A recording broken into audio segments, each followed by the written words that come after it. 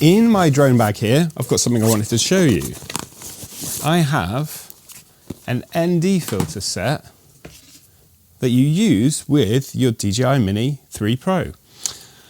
And as you can see, inside I've already got the original cap that comes on your drone here. And you might be asking why. That's because one of the NDs is already on my drone. So they're very simple to take on and off. So when you look from the side where you put your finger in to get the filter out, you can actually see which one is which. So what we have left in here, there's a UV filter, there's a circular polarized lens filter, there's a ND32, 8 and 64, which means the 16 is currently on my drone. And all of these are polarized except for the UV filter. That's just a standard UV. But they come in this lovely case which snaps closed and has magnets to hold it closed. And then you open it up. Let's have a look at it on the drone. So here's the DJI Mini 3 Pro. If I take off this protective cover here, you can see the gimbal here and the camera on the drone. And it's very easy to take it off. All you need to do is rotate and it clicks.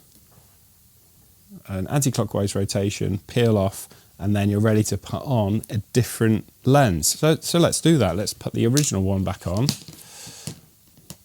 So here we have it. The original lens.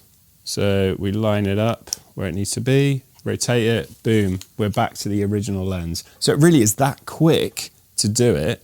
The reason I had the 16 on is because the Mini 3 Pro doesn't have an aperture that you can control, which means that it's always going to be wide open, which means it lets in loads of light.